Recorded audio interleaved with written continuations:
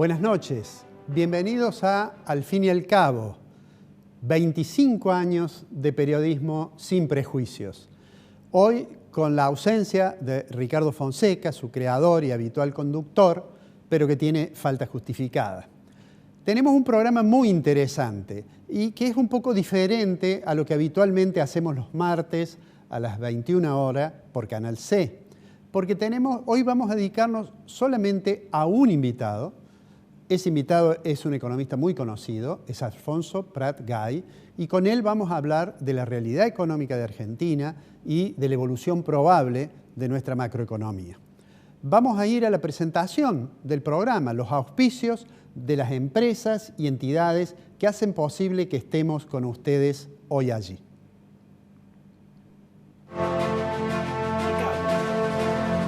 Consejo Profesional de Ciencias Económicas. Bancor. Urbantex Aberturas. Tecnología de alta calidad. Cooperativa Horizonte. Los pies sobre la tierra. Subico, un gremio fuerte. Conducción Gustavo Pedroca. Estudio jurídico del Dr. Carlos Nagy, abogado penalista. Fabicur, ICSA. CIAFA, Sistema Informático de Fármacos Antineoplásico. Instituto San Agustín SRL. Red de concesionarios Paunisanelo. IMIX, Droguería Oncológica. Facultad de Ciencias Económicas, www.eco.unc.edu.ar. Centro Robles de Estudios Cardiovasculares Avanzados anuncia su nueva dirección. Rondó 293, teléfono 524-2700, 155-525-335. Bueno, como les decía al presentar el programa, hoy tenemos un economista muy conocido como invitado, es Alfonso Prat Gay. Alfonso ha sido presidente del Banco Central de la República Argentina, ha sido ministro de Economía de la Nación, ha sido diputado nacional y presidente de la Comisión de Economía y de Finanzas del Parlamento y tiene una experiencia muy vasta y conoce profundamente el sistema financiero, no solo nacional, sino también internacional. Permítanme que haga una breve digresión que en realidad es un poquito autorreferencial. Me gustaría recordar dos cosas. A Alfonso Prat Gay yo lo conocí en este programa. Hace mucho tiempo Ricardo Fonseca me invitó, yo era invitado para hablar de economía y en ese mismo programa, en otro bloque, había un economista de Buenos Aires, que era Alfonso Prat Gay. Y desde aquella época hemos cultivado una amistad que está caracterizada por el afecto y por un respeto, siento por él un respeto intelectual muy importante. Pero quisiera decir algo más, un breve comentario. Hace algunos años vino a Argentina un señor que se llama Robert Skidelsky y que es un historiador inglés que ha escrito quizás la más monumental biografía del economista más importante del siglo XX y más influyente, John Maynard Keynes.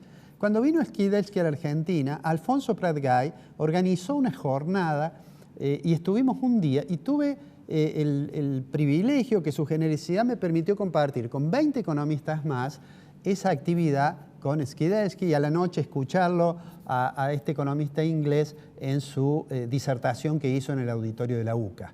Así que por esta razón tengo un sentimiento siempre de gratitud, además de respeto intelectual por Alfonso Prat Gay. El programa de hoy vamos a tener exclusivamente, está grabado, lo hemos grabado el día lunes, pero vamos a dividirlo en los bloques del programa para poder escuchar y prestar adecuada atención a Alfonso Prat Gay. Le voy a pedir al director que entonces comencemos con el vídeo que hemos grabado. Estamos ya con Alfonso Prat Gay, a quien en primer lugar quiero agradecerle muy especialmente porque sé que tiene muchas demandas por estos días. Es un economista muy conocido y muy consultado. Así que, Alfonso, te agradezco mucho que nos des estos minutos para el programa Al fin y al cabo. Es un gran placer, Kiko. Por suerte lo pudimos hacer antes de fin de año. Sabés todo lo que te respeto y valoro tu trabajo, así que para mí es un gusto estar en el programa en uno de los últimos del año. Bueno, voy a comenzar, antes de pedirte una opinión sobre cuestiones del escenario macroeconómico, por algo que ha tenido mucha repercusión, me parece, tanta repercusión que la vicepresidenta, creo yo, te dedicó unas palabras en este discurso que hizo el día que se suponía que se recordaba la democracia, y que dijo que van a la televisión y expresó una expresión no muy académica, dijo números a la Bartola. Me parece que le afectó mucho el hecho que hay dos cosas que el gobierno utiliza quizás para quitarse alguna responsabilidad sobre la situación macroeconómica. Una es la pandemia, pero bueno, cuando uno compara con los datos de otros países del mundo que tuvieron pandemia, por supuesto, incluso con los países de la región, ve que Argentina tuvo una performance macroeconómica mucho más pobre. Entonces, ese argumento no ha tenido tanto peso últimamente en el discurso oficial, pero sí lo tiene el decir, bueno, en realidad recibimos un nivel de endeudamiento terrible. El gobierno anterior se endeudó mucho por el crédito con el fondo y además se fugó toda esa plata, etcétera, etcétera. Y vos has presentado algunos números sobre cómo ha sido ese endeudamiento y cuál ha sido la velocidad con que se ha endeudado cada presidencia. Y me gustaría que si lo pudiéramos, digamos, presentar así de manera sencilla. ¿Cómo evolucionó la deuda pública? ¿Qué deuda es? ¿Cuáles son los números, digamos, más que las opiniones? Perfecto, Kiko. Sí, hoy la deuda, el último dato que tenemos es de octubre. Esta semana va a salir el dato de noviembre. Ya el número de octubre está alrededor de los 345 mil millones de dólares, el total de la deuda. Tendría que chequearlo eso, pero por ahí anda. Lo que representa ya un aumento de, para este gobierno no más, 35 mil millones de dólares, ¿no? 35 mil millones de dólares en menos de 2 años, o sea, estamos hablando de un ritmo para este gobierno no más de 70 mil millones de dólares por mandato, ¿no? Eso compara con 48 mil millones de dólares en el periodo de Macri y compara con 128 mil millones de dólares durante 2 periodos de Cristina, ¿no? O sea que ahí estamos hablando de Cristina, un ritmo de 64 mil millones de dólares por mandato, Alberto Fernández 70 mil y Macri 48 mil, ¿no? Cuando vos mirás esto, decís, bueno, que se acabe la mentira, porque son los números oficiales. Esos datos son datos oficiales del ministerio, ¿no? Así es, así es. Cuando Cristina asumió, bueno, el dato anterior a que ella asumiera es de septiembre del 2007, la deuda pública total de Argentina en ese momento eran 137 mil millones de dólares. Y cuando entregó en noviembre del 2015, esa deuda había subido 128 mil millones de dólares. Estaba en 265, incluyendo todo, ¿no? Incluyendo lo que ellos intentaban no mostrar, que fue la deuda con sentencia firme en el Tribunal de Nueva York, y muchas otras cosas, Kiko, que nosotros descubrimos cuando asumimos. Había una deuda con Paraguay por energía Yacyretá, que hacía 4 años que no le pagaban. Había una deuda con Bolivia por el gas que recibían de Bolivia y que no le pagaban. Había una deuda con Camesa.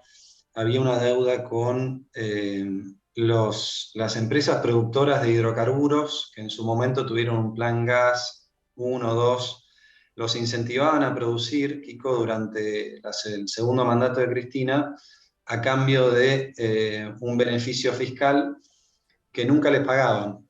Todas estas fueron deudas que nosotros tuvimos que asumir y documentar, pero que no estaban documentadas, ¿no? Había juicios del CIADI también, ¿verdad? Más los juicios del CIADI. Si vos sumás todo eso, son alrededor de 7 mil millones de dólares, más otros, bueno, 18 mil, que era la sentencia en contra del país en Nueva York, que ellos tomaron un reclamo de 6 mil y lo entregaron con una sentencia firme de 18 mil, ¿no? La peor negociación de la historia. Y mirá que no te estoy incluyendo en esos números, el regalito de Cristina de la última semana de gobierno, donde por un decreto de necesidad de urgencia dijo, bueno, durante todos estos años me quedé con recursos coparticipables que no eran míos, eran de las provincias, así que admito que estos recursos son de las provincias, que lo resuelva Macri, y eso fueron otros 15.000 millones de dólares de deuda, que todavía está en proceso de pagarse, y que nosotros, el gobierno de Cambiemos, durante esos 4 años, le devolvió mucho de esos 15.000 millones de dólares a las provincias, porque había una sentencia, porque era lo que correspondía, ¿no? Entonces, la verdad que es inadmisible el discurso, no solamente de Cristina, sino de los fanáticos del kirchnerismo. Uno les muestra los números que no son números míos, son números que están en el website del Ministerio de Economía, y así todo no lo quieren admitir, ¿no? Y como bien dijiste vos el otro día, Cristina me parece que básicamente en su discurso lo que está diciendo es, me descubrieron, ¿no? Y lo dice de dos maneras. Primero, cuando yo fui muy enfático en los meses de campaña explicando los números de deuda total, entonces ellos salieron rápidamente a decir, bueno, no es lo mismo, porque no es lo mismo la deuda en dólares que la deuda en pesos. Que eso requiere toda una discusión, Kiko, como bien sabés, ¿no? El gobierno, la autoridad política y monetaria que te dice, no, para mí no es lo mismo tomar deuda en pesos que tomar deuda en dólares, lo que te está diciendo es, no te la voy a pagar o te la voy a licuar o voy a usar la inflación para que no cobres lo que... Entonces, ya esa primera parte del argumento es totalmente condenable. Pero además no es cierto. Yo te contaba que durante los años de Cristina la deuda pública total aumentó en 128.000 millones de dólares, ¿no? De esos 128.000 millones de dólares, 76.000 millones son aumento de deuda en moneda extranjera. Entonces, ellos van como mutando el argumento. Evidentemente acusan el golpe, porque la verdad que no tenía por qué hacer esa mención Cristina en Plaza de Mayo, en un acto que no era de estos temas, ¿no? Están realmente muy afectados por la contraofensiva que hemos llevado adelante algunos, pocos lamentablemente, Kiko, pero creo que la hicimos porque lo teníamos que hacer.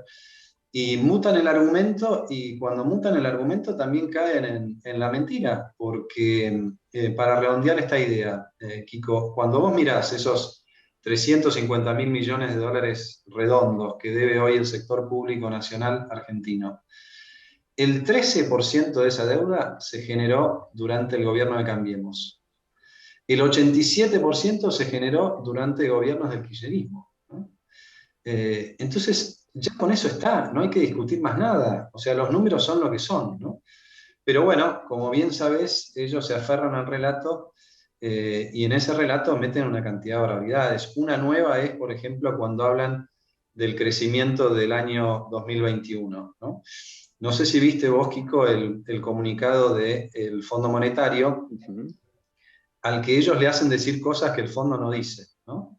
En parte por un esfuerzo de edición y en parte por una mala traducción, ¿no? Hay un momento donde el Fondo Monetario habla del rebote de la economía en 2021, que fue mayor al que ellos esperaban, y el gobierno, cuando traduce ese comunicado, habla del crecimiento, ¿no? Y todos sabemos que son dos cosas muy distintas, el rebote y el crecimiento. Te voy a dar un dato nomás para que englobemos esto también en la discusión. El año pasado tuviste esa caída dramática cuando ellos cerraron la economía muy rápido y de una manera absolutamente inconsistente con lo que la economía argentina podía tolerar. Y después, cuando no tuvieron más remedio que abrirla, la economía rebotó, ¿no? Diciembre del año pasado, cuando vos mirás indicadores, por ejemplo, del índice de actividad de la construcción, del INDEC, o el índice de producción industrial, diciembre terminó muy por encima del promedio del 2020, ¿no? Y si vos mirás los números de los últimos números, octubre de este año, tanto para producción industrial como para construcción, es apenas un poquito más alto que el número de diciembre. ¿Qué te quiero decir con todo esto para que nos entiendan los que nos están mirando, Kiko? Que todo el crecimiento que ellos celebran del 2021 sucedió en el 2020.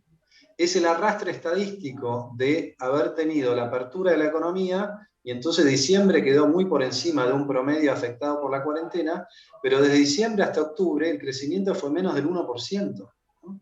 Ahora, ellos agarran esos datos, le ponen toda la épica y la rosca y te hablan de, no, es espectacular el crecimiento de Argentina. No, no hay crecimiento, hay rebote. Durante el 2021 prácticamente no hubo expansión de la actividad económica, y las razones están a la vista, ¿no? Con la brecha cambiaria, la inflación, el ataque al sector privado. ¿Cómo es posible que alguien quiera pensar en invertir en Argentina? Y por eso es que cuando miramos los números del 2022, es difícil imaginar que este rebote que ya se agotó se pueda transformar en crecimiento. Bueno, esa es la primera parte de la conversación que tuvimos con Alfonso Pratgay. Vamos a ir a un corte y cuando volvemos vamos a continuar con la entrevista.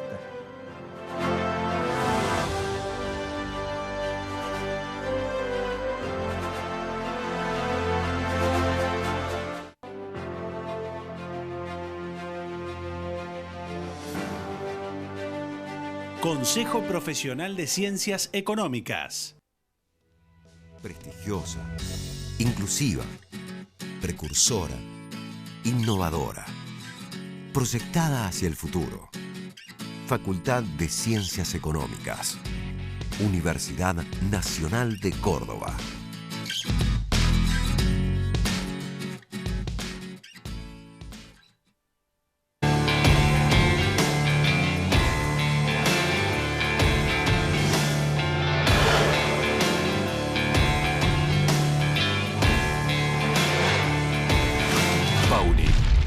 Fuerza de la mayoría.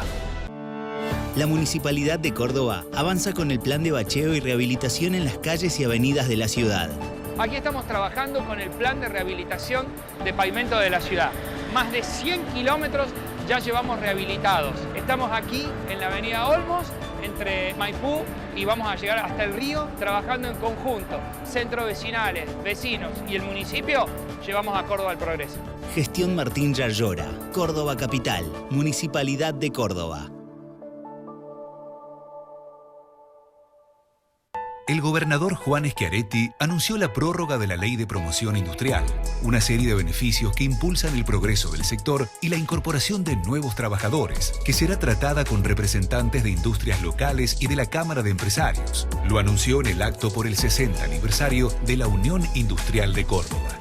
Además, aseguró que antes del 2023, los nodos de conectividad llevarán la conexión de banda ancha a cada rincón de Córdoba. Gobierno de la provincia de Córdoba. Hacemos.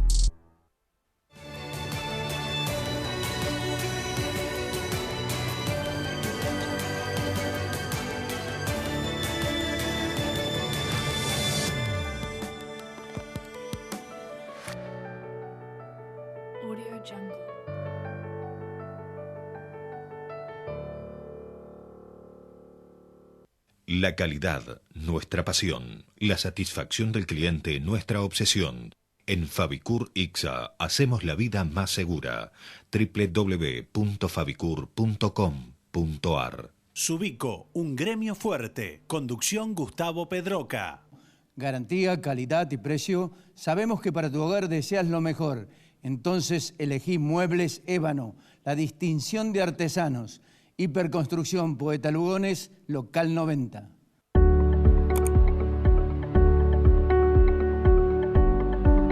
Ninguno de ellos abandonó el camino. Todos estos asociados, con nombre y apellido, como tantos otros más, no abandonaron el camino, ni en las buenas ni en las malas.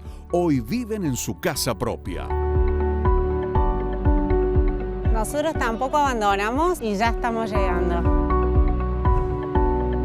Porque desde hace más de 38 años y con toda una trayectoria recorrida, podemos decirte, no le aflojes, porque aún en estos tiempos que corren con horizonte, llegás o llegás.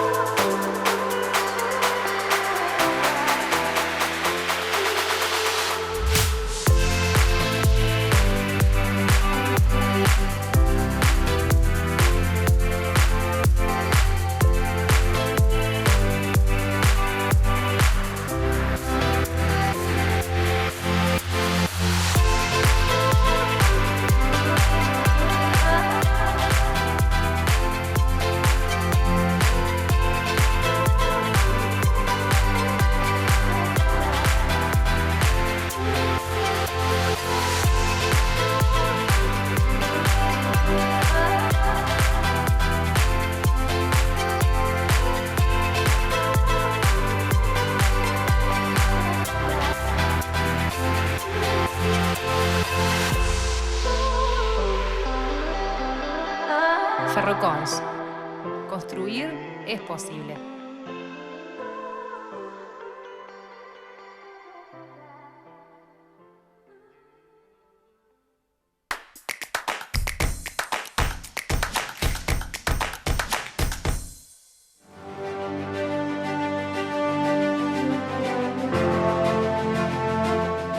Bueno, en el bloque anterior, Alfonso Prat-Gay nos comentaba los números de la deuda pública y seguramente ustedes, como yo, estarán muy preocupados por esa situación. Y aparece, yo diría casi en las conversaciones diarias, el tema de la situación del sector externo. Y por lo tanto, la situación de qué va a hacer Argentina con el Fondo Monetario Internacional. Algo de eso hablamos con Alfonso en la parte que sigue de la entrevista. Ahí te quería llevar, mencionaste el tema del fondo. Hay como una cierta incertidumbre, digamos, valga la paradoja, ¿no? Porque de momentos el gobierno, bueno, parece encaminado a decir, sobre todo cuando habla Guzmán, vamos a tratar de arreglar con el fondo, más allá de adjudicar responsabilidades, digo, da la impresión que intentan seguir ese camino. Y hay momentos en que eso obviamente no ocurre, porque hay, digamos, declaraciones que prácticamente dicen deberíamos repudiar la deuda. Mi pregunta, y en esto de llevarte al fondo por tu experiencia, son dos. La primera es, ¿pensás que vamos camino a arreglar con el fondo antes de los vencimientos grandes del año que viene, antes de marzo, digamos? ¿Vamos camino a eso? ¿Y hasta qué punto? Esta es una pregunta que se la hice en una oportunidad a Daniel Marx, que negoció la deuda. Dije, ¿hasta qué punto las declaraciones, que a veces parecería que son para la tribuna, afectan la negociación con el fondo? Cuando alguien dice, el fondo es el representante del capital financiero y el imperialismo internacional o cosas por el estilo. Entonces, ¿vamos camino a un acuerdo, te parece?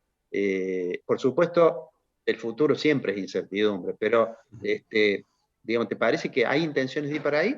Y lo segundo, ¿hasta qué punto hay ruido en la negociación cuando se hacen declaraciones aquí? Mira, hay mucho ruido en la negociación, Kiko. Washington está siempre muy atento a las declaraciones de los referentes políticos, y te lo digo por experiencia propia, porque cuando yo fui presidente del Banco Central, estábamos en una situación parecida, porque durante todo el año 2002, el gobierno de Duhalde no había acordado con el Fondo Monetario Internacional, que en general es el mejor de los mundos para el Fondo Monetario Internacional. Aclaremos esto, ¿no? Cuando el propio deudor tiene discusiones internas y no se pone de acuerdo, el fondo observa desde la platea y cobra todos los trimestres, ¿no? Eso le pasó al gobierno de Duhalde durante el 2002, todo el año 2002, y le está pasando ahora al gobierno de Alberto Fernández y Cristina Fernández de Kirchner. Acá va mi primera reflexión respecto a lo que me preguntás. Si el gobierno no hubiera arrastrado los pies a lo largo de estos 2 años, lo único que pedía el fondo era que presentara un programa económico consistente, que es lo que tiene que hacer cualquier gobierno, independientemente de que esté pidiéndolo o no el Fondo Monetario Internacional. Vos no podés gobernar un país, no podés gobernar un kiosco o un supermercado o un negocio o una pyme sin tener un plan, un programa, Kiko, ¿no? Bueno, esta es una coalición política que pretende gobernar un país sin un programa y que tiene un costo muy concreto, por supuesto, para todos los argentinos, la incertidumbre a la que hacía referencia vos, pero también tiene un costo financiero, porque el Fondo Monetario ha estado cobrando todo este tiempo, mientras Argentina no se decidía qué era lo que quería hacer.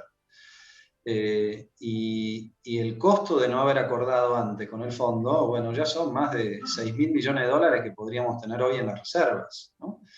Esta es una primera reflexión. La segunda reflexión la conecto con lo que hablábamos antes de la deuda. A todos los fines prácticos, esta deuda con el fondo que ellos decidieron no negociar es la única deuda que dejó el gobierno anterior que ellos están pagando, ¿no? Y la están pagando de vuelta porque decidieron no acordar. Todo lo otro lo patearon para adelante. Y acá quiero también hacer una comparación con lo que le tocó al gobierno de Macri a fines del 2015, cuando nosotros asumimos, Kiko, las deudas vencidas y por vencer en los primeros 2 años del mandato eran 86.000 millones de dólares. O sea, Cristina nos dejó 2 acuerdos completos con el Fondo Monetario, uno por año en los primeros 2 años de mandato. Y Cambiemos no se quejó, no llenó una plaza, no acusó a nadie, simplemente empezó a resolver, honró esas deudas de la mejor manera posible, y esto también creo que hay que señalarlo. Ellos hablan de la deuda impagable, cuando en realidad hasta ahora no han tenido que pagar nada más que los servicios que ellos eligieron pagar al fondo por su propia demora, ¿no? Y además, cuando tuvieron la oportunidad de reestructurar lo que para ellos era una deuda impagable, la reestructuraron sin quita, simplemente patearon todos los vencimientos hacia adelante. Y entonces cuando viene Alberto Fernández, que lo dijo el otro día en la plaza, y nos ahorramos 38.000 millones de dólares, eso es falso. Hay que decirlo, Kiko, eso es absolutamente falso. Lo único que hicieron fue esos 38.000 que vencían en los primeros, creo que 5 años, los pasaron a los 5 años subsiguientes. Pero no hay ningún ahorro, es simplemente patear, es el juego de pagar el vencimiento de una tarjeta con otra tarjeta, ¿no? No hay ningún ahorro ahí. Ahora, este es un presidente de la Nación que lo dice acaloradamente en Plaza de Mayo. Tomemos conciencia de lo que es la profundidad y la gravedad de la mentira, ¿no? Y por eso hay tantas cosas que se cruzan acá, y por eso me has visto tan activo en las redes, Kiko, porque me parece que hay que desenmascarar esa mentira. Pero yendo entonces a tu pregunta, que es más concreta. Sí, las declaraciones del tipo que vimos el 10 de diciembre espantan a cualquier posibilidad de acuerdo. Esto sin duda le dificulta el trabajo al ministro que esté tratando de ordenarlo. Por eso el fondo insiste tanto, y lo insistió también en su comunicado anterior al acto del 10 de diciembre, insiste en que tiene que haber consenso interno, y cuando habla del consenso interno, por supuesto que se está refiriendo en primer lugar a la coalición de gobierno, ¿no? En estos días trascendieron unas declaraciones en off de Máximo, así que no sé cuánto crédito le podemos dar, donde Máximo Kirchner dice, bueno, los vamos a entrampar porque la oposición va a votar a favor y nosotros nos vamos a correr y vamos a votar en contra. Entonces, es muy importante ver la postura que toman ellos, sobre todo en diputados, antes de que esto pase al Senado. La lógica igual es la lógica de cualquier acuerdo. La responsabilidad de acordar es del Poder Ejecutivo, y ahora está esta novedad de que hay que aprobarlo en el Congreso. Bueno, veremos cómo se aprueba. Los tiempos, me preguntabas vos, Kiko. Llegamos a marzo. Bueno, a marzo no alcanzan las reservas. Por eso que el gobierno necesita hacerlo antes. Yo lo veo al fondo bastante más tranquilo de lo que hubiera pensado. El fondo tiene además su propio calendario. En diciembre, vos sabés muy bien que Washington, a partir de cerca del 20 de diciembre, se pone en off, ¿no? Y además tenemos un elemento central para esta discusión, que es la incorporación del reemplazante del director del hemisferio occidental del Fondo Monetario. Se fue, como bien sabés, Alejandro Werner, el mexicano, que fue el que puso la firma en el programa con el gobierno de Macri. Te cuento una anécdota. Yo me lo encontré a Alejandro Werner en la reunión del G20, acá en Buenos Aires, en un pasillo. Bueno, nos quedamos charlando. Me dice, ¿qué opinás del programa? Le digo, lo que opino es que ustedes están operando para que vuelva Cristina Kirchner al poder. Y bueno, se sorprendió. Obviamente no es lo que todo el mundo cree, pero es lo que yo creo. Realmente ese programa fue un programa de ajuste absolutamente innecesario en un momento muy particular, y la verdad que el fondo no lo ayudó a Macri a reelegir, fue todo lo contrario, ¿no? Pero bueno, esto es otra discusión. Alejandro Werner ya no está, y el que lo va a reemplazar es un brasilero, Ilan Golfan, que estuvo en el Banco Central de Brasil. Yo lo conocí cuando era director del Banco Central de Brasil, en la gestión de Arminio Fraga, que es un gran amigo mío. Y Ilan asume, me parece que es el 7 u 8 de enero, y obviamente que dada la importancia que tiene el préstamo de Argentina para el patrimonio del Fondo Monetario, es muy difícil pensar que eso se va a cerrar antes de que aparezca la nueva autoridad máxima del hemisferio occidental. Entonces estamos hablando, los tiempos más cortos que uno puede pensar son segunda quincena de enero, y los más largos son segunda quincena de febrero, porque como te dije antes, las reservas están achicándose mucho, ¿no? Una breve reflexión respecto de ese número, Kiko. Todos los economistas tienen su distinta manera de ver las reservas, ¿no? Reservas netas, brutas. Yo hago una cuenta más de almacenero que los que nos están escuchando y mirando la pueden entender mejor. Yo digo, dentro de las reservas del Banco Central hay papeles de distintos colores, ¿no? Hay yuanes que nos prestaron los chinos, hay oro, que dicho sea de paso lo compramos nosotros durante nuestra gestión, y que se apreció mucho desde que lo compramos, por suerte, y hay derechos especiales de giro. Los derechos especiales de giro es la moneda del estanciero, digamos, del Fondo Monetario Internacional, que no se puede usar a menos que consigas a otro miembro del fondo que te los tome a cambio de su propia moneda, ¿no? Y bueno, y después están los dólares crocantes, los dólares que son básicamente la pólvora con la que el Banco Central puede atender las distintas necesidades que tiene el país, de importaciones, de pago de deuda, de intervención en el mercado de cambio. Entonces, hoy los dólares, o sea, dentro de las reservas, lo que está denominado en dólares, son alrededor de 13.000 millones, pero de esos 13.000 millones hay un acreedor que tiene privilegio sobre cualquier otro, que es el ahorrista argentino, que es el que depositó sus dólares en el sistema financiero, y esos dólares los bancos los depositaron en el Banco Central y figuran dentro de las reservas. Entonces, cuando le restás eso, porque eso es absolutamente intocable, lo que le queda al Banco Central son solamente 1.000 millones de dólares para intervenir. Y fíjate lo que es la paradoja, ¿no? Que en la primera quincena de enero tenés el primer vencimiento de la magnífica reestructuración de la deuda que nos quiere vender Guzmán por 700 millones de dólares. O sea, hoy hay 1.000 y dentro de 3 semanas va a haber como máximo 300.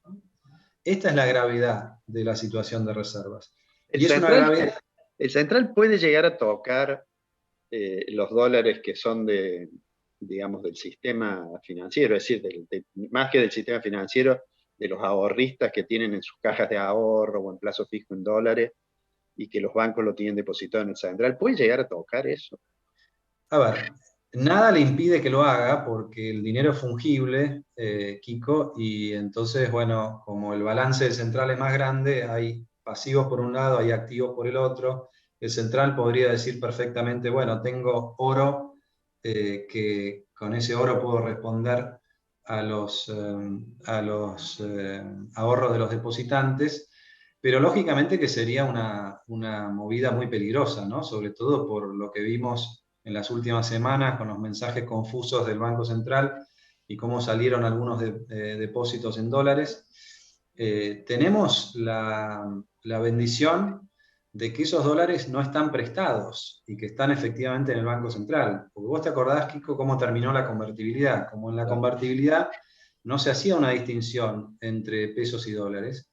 Y creo que es un buen momento para reflexionar esto. Hay algunos economistas que piensan que hay que volver a una convertibilidad y creen que aquello fue fantástico. Bueno, cuidado, ¿no? Porque hay reglas que no funcionaron bien. Y una de ellas era que los bancos podían darle el mismo tratamiento a un peso que a un dólar, y por lo tanto prestaban esos dólares como si fueran pesos a compañías que no generaban dólares, sino que generaban pesos. O peor, a gobiernos provinciales, que por supuesto que no generaban dólares, ¿no?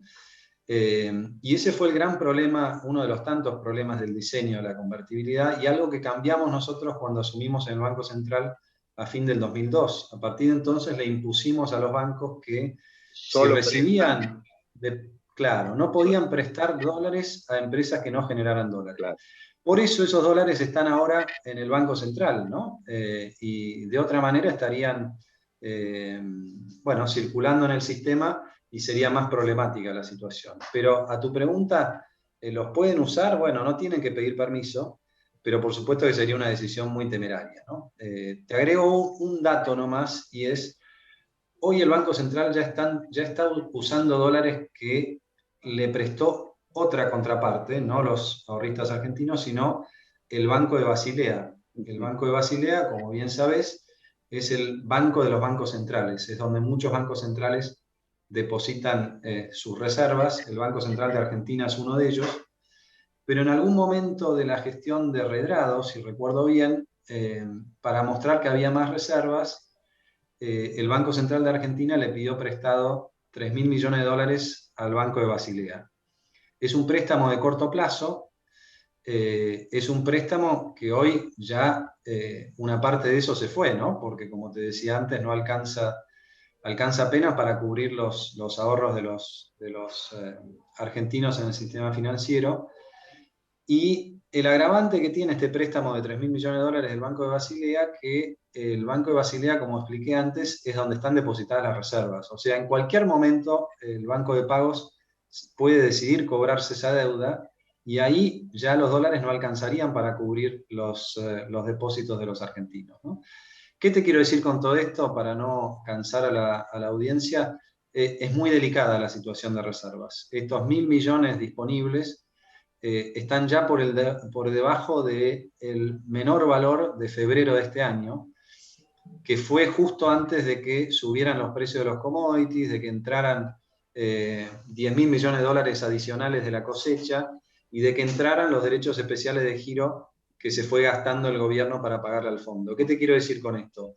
Tuvimos 2 loterías que se ganó el gobierno de pura suerte, ¿no? La de los precios de los commodities y la de la distribución del fondo, por 15.000 millones de dólares, y sin embargo estamos peor que antes de tener esas dos loterías. O sea, en un año se patinaron el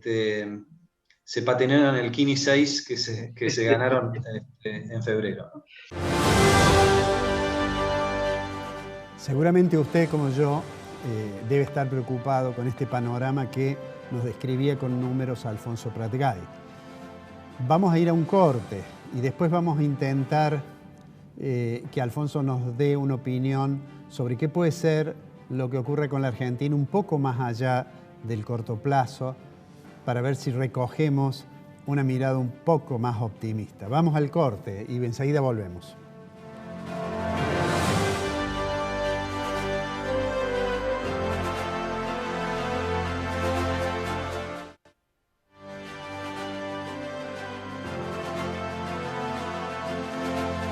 Consejo Profesional de Ciencias Económicas.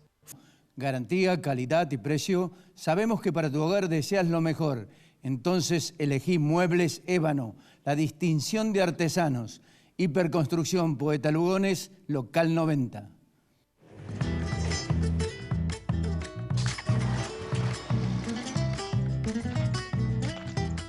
Amor salvaje, como una selva tropical nos incendiamos, y en un instante sin saber que no dejamos ni una ramita de ilusión para después.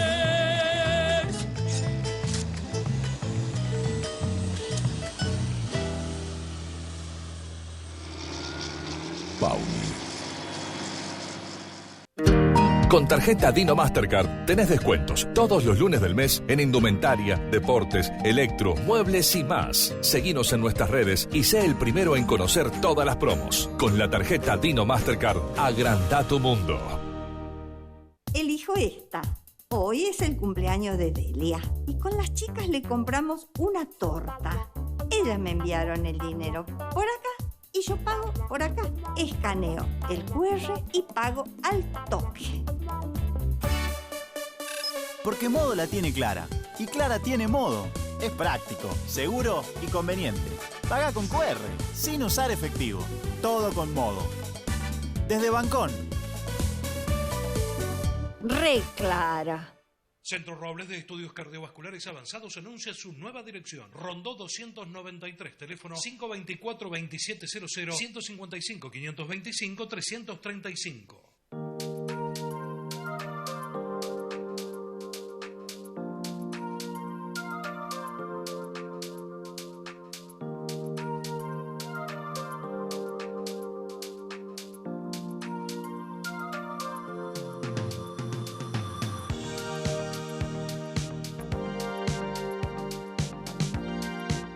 Instituto San Agustín SRL. CIAFA, Sistema Informático de Fármacos Antineoplásico. IMIX, Droguería Oncológica.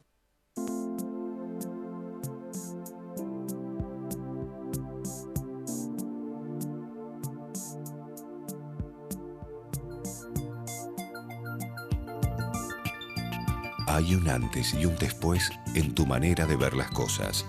Descubrí tu mirada en High Definition. Novar. Ver mejor. Es posible. ¡Hola, Upe! ¡Feliz cumple! ¿Ya se conectan? ¡Gracias, Choco! ¡Sí, ya vienen todos! ¡Hola, larga vida! ¡Happy birthday to you! ¡Qué gran familia! ¡Feliz cumple! La Lácteo, 90 años. Sigamos creciendo. El Defensor del Pueblo atiende de manera presencial en la sede de Anfunes 352 en la ciudad de Córdoba, de lunes a viernes de 9 a 14 horas y de manera virtual por WhatsApp y redes sociales. También por teléfono, a través de su línea gratuita, por mail y a través de su página web.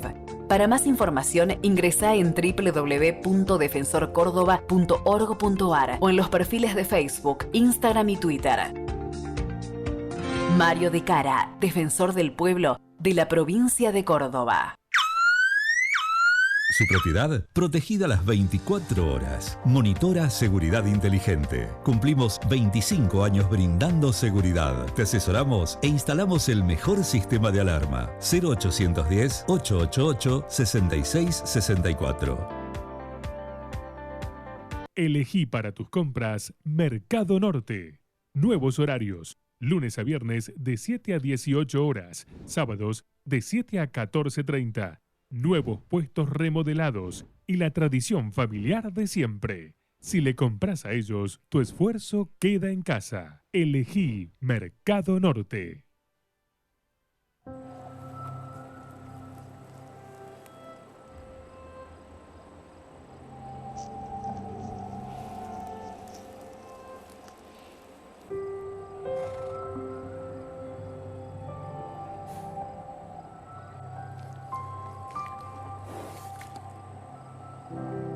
Verano en Córdoba. Vení, conectá, recarga.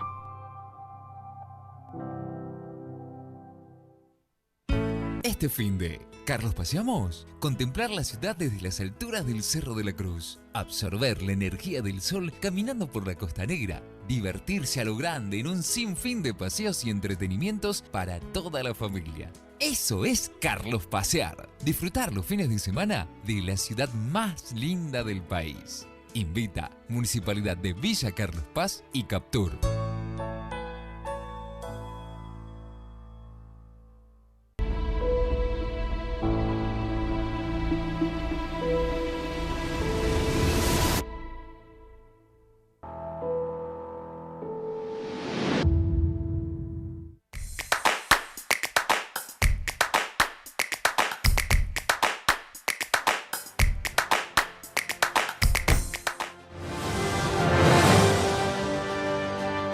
Bueno, vamos ahora a la última parte de la entrevista con Alfonso Prat-Gay en este programa especial que hemos dedicado íntegramente a hablar con él.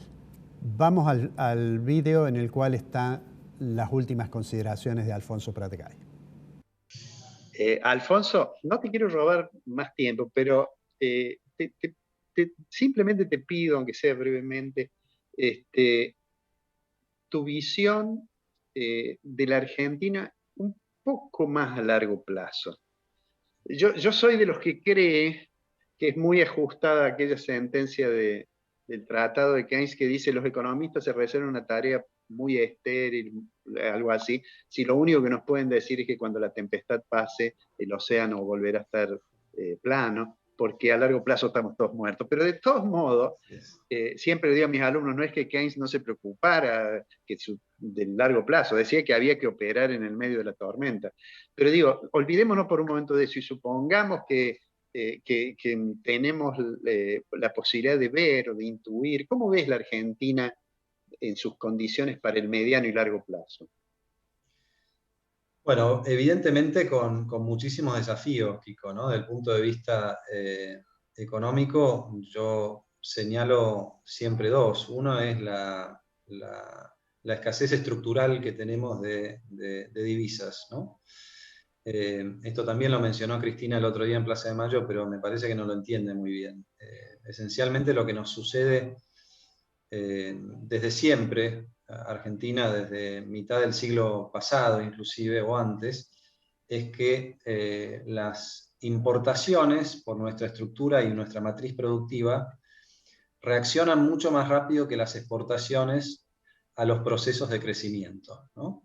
Cuando Argentina empieza a crecer, que tiene sus ciclos, como bien sabemos, enseguida hay una demanda muy grande de productos importados que necesita nuestra estructura productiva para procesarlos como insumos para los bienes finales, ¿no? Y entonces reaccionan mucho más rápido las importaciones que las exportaciones. Y por eso lo que sucede es que cada vez que empezamos a crecer, en algún momento tenemos un problema de balance de pagos o primero de cuenta corriente, ¿no? Empezamos a importar mucho más de lo que exportamos, eso nos genera un déficit en la cuenta corriente. Ese déficit, mientras la cosa funciona bien, lo podemos financiar con los ahorros del resto del mundo, con deuda, ¿no?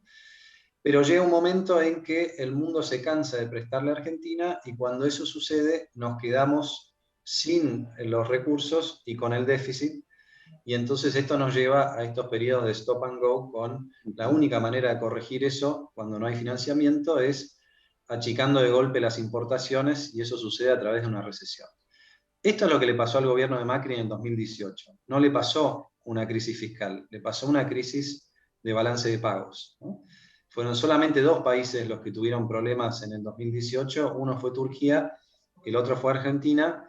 Las 2 cosas que tenían en común esos países: déficit de cuenta corriente por encima de 6 puntos del PBI, ¿no? Y esto nos pasa estructuralmente, y nos pasa también una segunda cuestión, yo te quería mencionar, es lo que los economistas más estructuralistas se refieren a la puja distributiva y la tensión que genera el crecimiento cuando los que se creen que han sido postergados quieren recuperar parte de su postergación, ¿no? Pero esto también está conectado con el primer factor y nos lleva a una conclusión que yo creo que es muy importante para cualquier programación económica de mediano plazo, y es que en Argentina no tenemos un tipo de cambio único de equilibrio, ¿no? Hay un tipo de cambio alto que equilibra las cuentas externas, pero hay un tipo de cambio bajo que equilibra las ansiedades, las aspiraciones y las pretensiones domésticas, ¿no?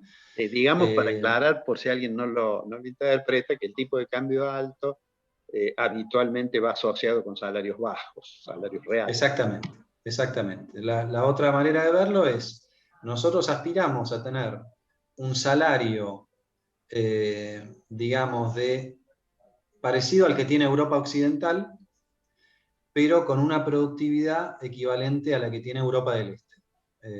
Ese es el conflicto, digamos, ¿no? Que aspiramos a un salario que después no podemos pagar porque nuestra productividad no está a la altura de ese salario y solamente lo podemos sostener con préstamos del exterior, ¿no? Entonces, yo creo que cualquier programa de desarrollo tiene que atender estas 2 cuestiones. Tenemos que diseñar un programa donde promocionamos e incentivamos a aquellos sectores que cumplan con 2 condiciones, Kiko: que generen divisas y que sean intensivos en mano de obra, porque es lo primero que tenemos que atender, ¿no?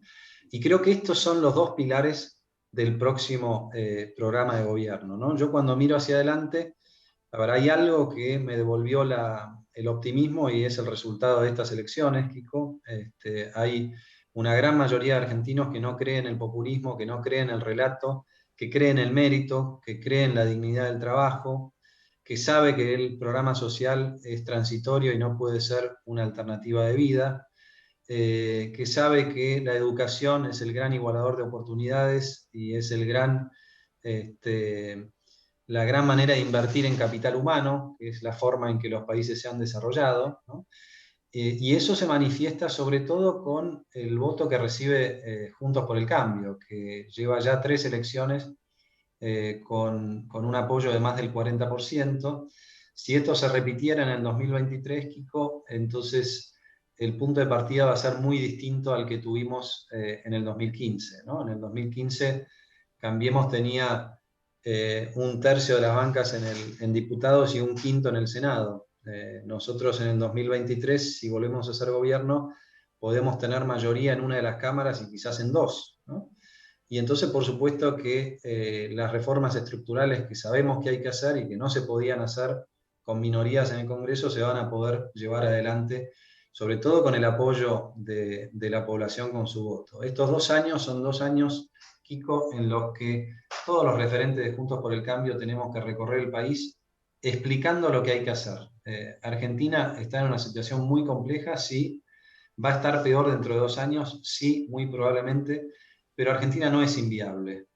Argentina depende del esfuerzo de todos, de los mejores cabezas y de los mejores corazones, de un programa que sea sostenible en el tiempo, de un gran acuerdo nacional, de manera tal de que ese programa pueda madurar a lo largo del tiempo y no estemos con tensiones políticas a mitad camino, ¿no?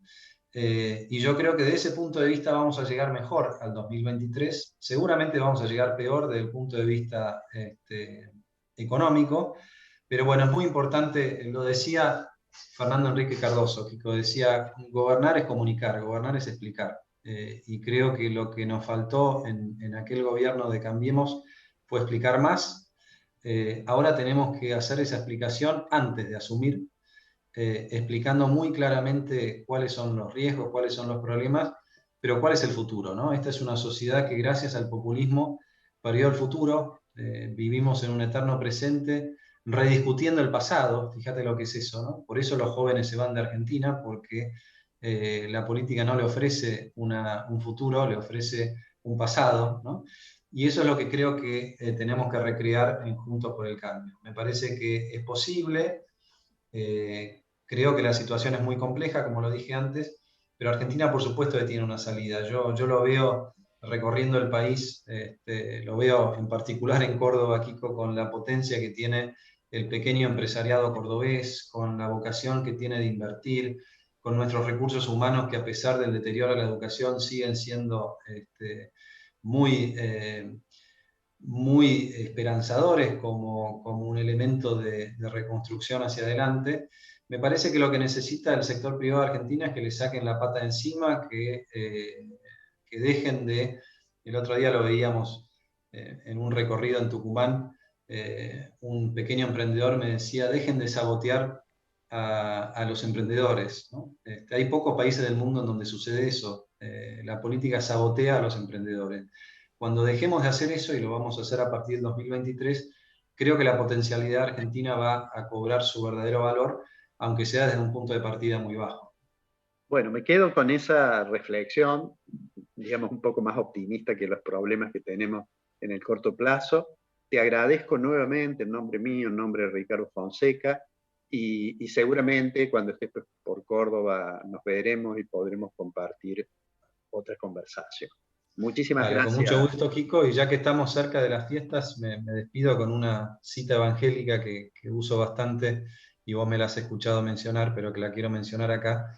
Es una de las bienaventuranzas de San Mateo que dice, felices los que trabajen por la paz, ¿no? Creo que es un momento donde toda la dirigencia política, empresarial y sindical tiene que hacer oído a este llamado, porque la Argentina tiene destinos y todos nos comprometemos de manera muy generosa y de manera muy oficiosa a trabajar por la paz. Creo que eso se aplica para los próximos meses, pero se aplica también para los próximos años, Kiko. Agradezco muchísimo este tiempo. No, al contrario. Un abrazo grande, Alfonso.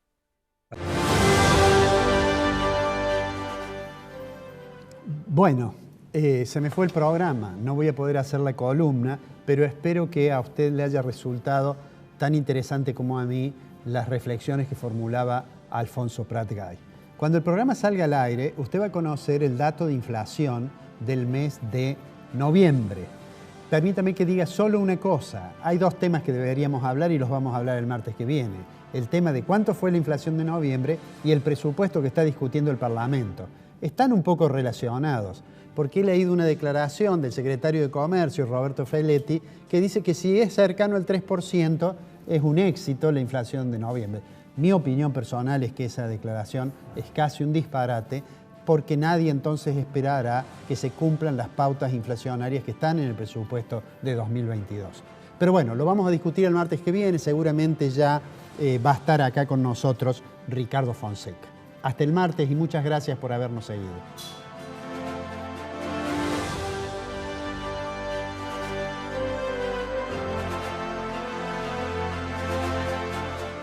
Facultad de Ciencias Económicas, www.eco.unc.edu.ar. Fabicur, ICSA, Urbantex, tecnología de alta calidad. Muebles Ébano, amoblamiento contemporáneo, es un producto bimodul. Hiperconstrucción Poeta Lugones, local 90. Con tarjeta Dino Mastercard tenés descuentos todos los lunes del mes en indumentaria, deportes, electro, muebles y más. Seguinos en nuestras redes y sé el primero en conocer todas las promos. Con la tarjeta Dino Mastercard, agranda tu mundo.